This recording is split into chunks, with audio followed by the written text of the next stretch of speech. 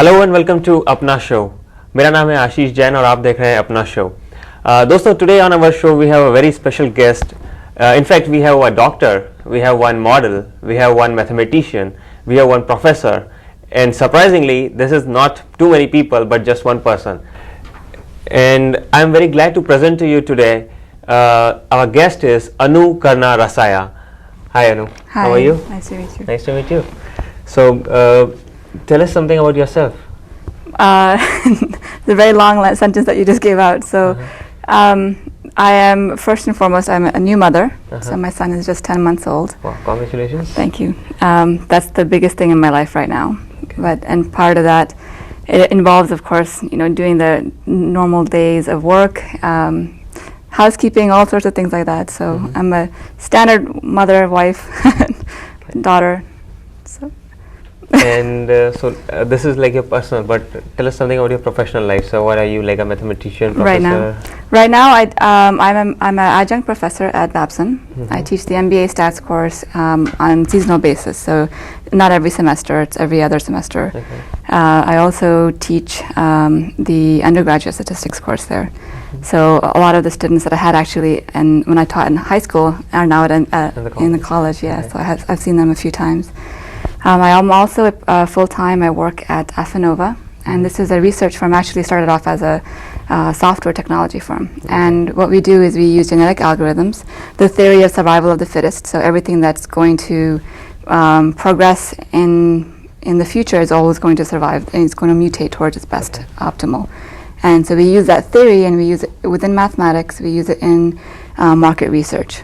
And so we have to understand cognitive developments of people, their preferences, consumer behavior. I work with clients like Microsoft, Walmart, Intuit, which is a tax act. I'm sure everybody remembers the tax season.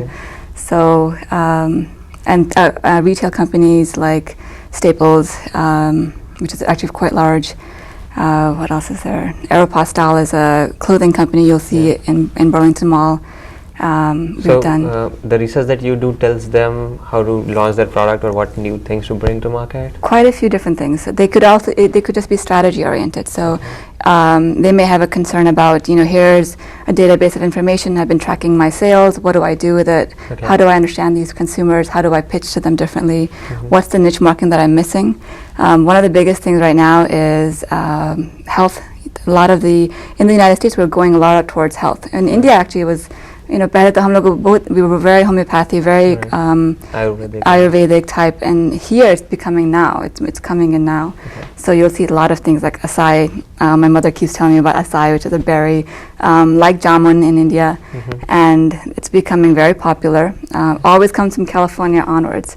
So they're coming up with unique ingredients, and so things like Nestle, Hershey's, companies like that will come to me or my team, and we'll figure out what's the next best ingredient to introduce, depending on the client, and who do you pitch to if you're introducing certain things like that, right? Everybody wants to go into the health world because everyone's trying to go to Whole Foods and trying to do, something that's more better for them. Ecological, yes, yeah. All right. So talking about Aeropostale as one of your clients, is Aeropostale also your client for modeling? No. In the past, it's been Banana Republic, Calvin Klein, Victoria's Secrets, something local too. I've done a couple of shows for Boston companies as well. My mother's, of course, being the most important one, but I've done it for, there's a company called Matsu on Newbury Street. There is, I forget all of the names now, but it's a very pretty company in the Copley Place, French related. Is it Talbot's? Not Talbot's. It is a T something though. I don't remember the name.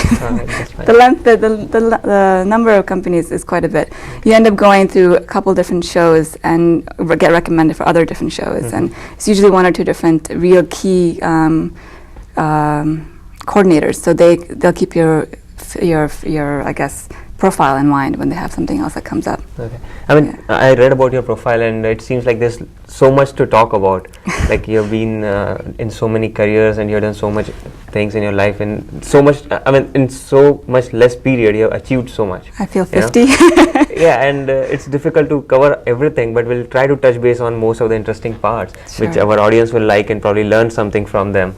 Okay. So, like recently, you have been nominated for Women of the Year 2008 by India New England. Yes. So tell us something about it. I mean, how do you feel? Well, it's a very big honor. I mean, I don't know how many number of people, but everyone has a really great profile. They've all achieved something beyond the standards that they would probably set for themselves. So it's very impressive. When my mother told me about it, so I thought, well, you know, I haven't done anything that dramatic to be nominated. But the goal, I think, if you look at everyone's profile, the biggest learning is that everyone's trying to do their best at whatever they're at. So if it's going to medical school, they're achieving it at the best rate that they can achieve it at. If it's modeling or if it's mathematics, it's at the best rate that they can achieve it at. And what makes you cream of the crop is that focus to make sure that whether you're 16 or whether you're 25 or whether you're 30, you are doing your ultimate, you know, you're performing at your potential. Yeah. And when you read all these profiles, that's what you feel out of that. And they're inspiring because, you know, there's a lawyer there. I remember there's a couple doctors there. They're all trying to change their own community to be better at that, and that's really impressive. So, like you also got 100% score in your SAT exam, right? Yes, but the story of that is that is again another philosophy of mine is, you know, you keep trying at it. So my father was very adamant about, one of the biggest things I learned from my father was, no matter what your gender is, if you're male or female, and this is a cultural thing too, he never told us, you know, women only have to cook, and women only have to clean. It was very from the very beginning, we all had to do good in our studies, and it didn't matter who we were, you know, if we were the second oldest or the youngest. It was very important to do well in our studies, and so coming back to that, I think it was very important to really keep my SAT score. So in my head, I was thinking, you know, I took the SATs the first time. I got 1200 something, so nothing phenomenal. And I thought about it, and it occurred to me that this test is actually, it's interesting because it's not really a test of your knowledge per se. It's a test of taking tests.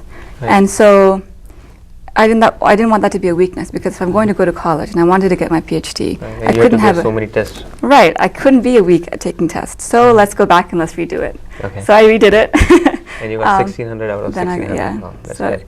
it wasn't the first try, and I think the biggest thing is to never, if your goal is to get that 1600, why stop? It's not a big deal at all. Yeah.